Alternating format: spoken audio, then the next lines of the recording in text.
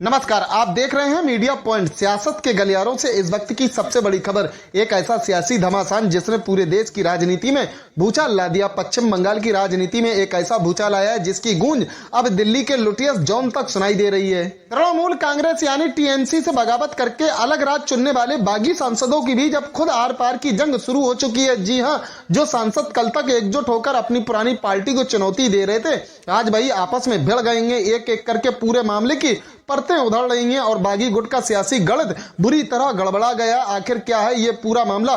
कैसे 20 बागी सांसदों का कुनबा अब बिखरने की कगार पर पहुंच चुका है और कैसे ममता बनर्जी के लिए ये स्थिति एक बड़ी राहत बनकर सामने आई, देखिए हमारी ये विशेष कवरेज। दोस्तों, कहानी शुरू होती है उस वक्त जब टीएमसी से अलग होकर 20 सांसदों के एक बड़े गुट ने national list citizen party of India यानी एनसीपीआई में शामिल होने का दावा ठोका था।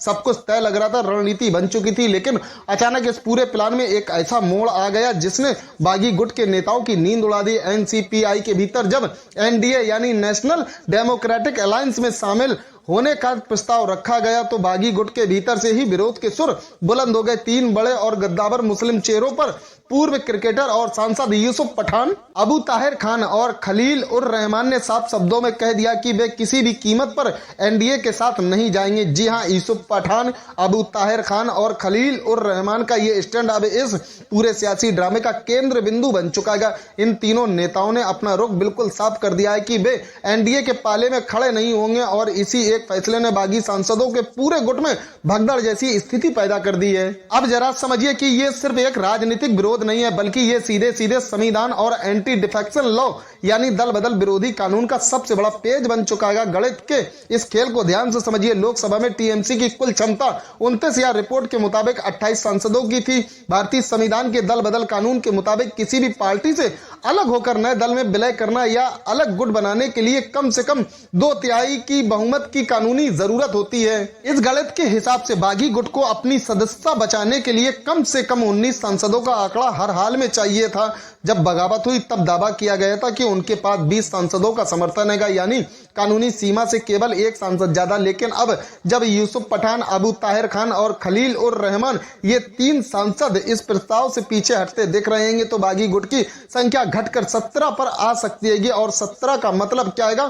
17 का मतलब है 2/3 बहुमत की जादुई आंकड़े से सीधे नीचे गिर जाना। यानी अगर ये 3 सांसद अलग होते हैं तो बागी गुट के पास बचा हुआ 2/3 की संख्या बल पूरी तरह ध्वस्त हो जाएगा और इसका सीधा नतीजा होगा सदस्यता पर मंडराता हुआ खतरा। इधर इस पूरे मामले पर देश की संसद यानी लोकसभा के अंदर हलचल तेज हो चुकी है। लोकसभा अध्यक्ष ओम बिरला के सामने ये मामला बेहद पेचीदा मोड़ पर खड़ा आएगा। मिली जानकारी के मुताबिक लोकसभा अध्यक्ष ओम बिरला ने फिलहाल बागी सांसदों को टीएमसी के मूल सांसदों से अलग बैठने की व्यवस्था तो दी जाएगी, लेकिन सबसे ध्यान देने वाली बात यह है कि लोकसभा अध्यक्ष ने एनसीपीआई में उनके विलय को अब तक कोई आधिकारिक मान्यता नहीं दी है। अलग राजनीतिक दल के रूप में उनकी मान्यता पर अब तक मोहर नहीं लगी है। दूसरी तरफ तृणमूल कांग्रेस यानी टीएमसी ने भी इस पूरे मामले पर आक्रामक रुख अपना लिया है। टीएमसी की ओर से लोकसभा अध्यक्ष को एक पत्र भेजा गया है जिसमें स्पष्ट रूप से कहा गया है कि पार्टी में कोई भी वैध या कानूनी विभाजन नहीं हुएगा। टीएमसी का दावा है कि ये सभी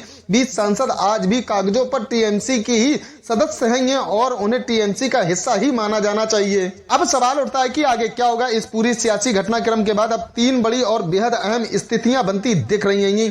पहला परिदृश्य, यदि लोकसभा अध्यक्ष टीएमसी की याचिका को स्वीकार करते हैं और विलय को गैर कानूनी या अमान्य ठहराते हैं तो इन बागी सांसदों की सदस्यता रद्द हो सकती है। और अगर सांसदों की सदस्यता जाती है तो पश्चिम बंगाल की उन तमाम सीटों पर उपचुनाव का बिगुल बज जाएगा। दूसरा परिदृश्य, जिन 3 सांसदों यूसुफ पठान, अबू ताहिर खान और खलील उर रहमान ने बगावती तेवर दिखाए हैं, वे तीनों सीटें मुस्लिम बहुल क्षेत्र में आती हैं। ये वो इलाका है जहां तृणमूल कांग्रेस का पारंपरिक जनाधार बेहद मजबूत माना जाता है। अगर यहाँ उपचुनाव होता है तो राजनीतिक जानकार मानते हैं कि इसका सीधा फायदा ममता बनर्जी और टीएमसी को ही मिल सकता है। तीसरा परिदृश्य, जब तक लोकसभा अध्यक्ष ओम बिरला का अंतिम और औपचारिक फैसला नहीं आ जाता तब तक इन सभी बागी सांसदों का राजनीतिक भविष्य पूरी तरह से अधर में लटका हुआ है। ना वे इधर के रहेंगे और ना उधर के। पश्चिम बंगाल से लेकर दिल्ली तक राजनीति के इस शतरंज पर हर कोई अगली चाल का इंतजार कर रहा है। बागी गुट का दावा ताश के पत्तों की तरह ढहता दिख रहेगा और ममता बनर्जी का खेमा बेहद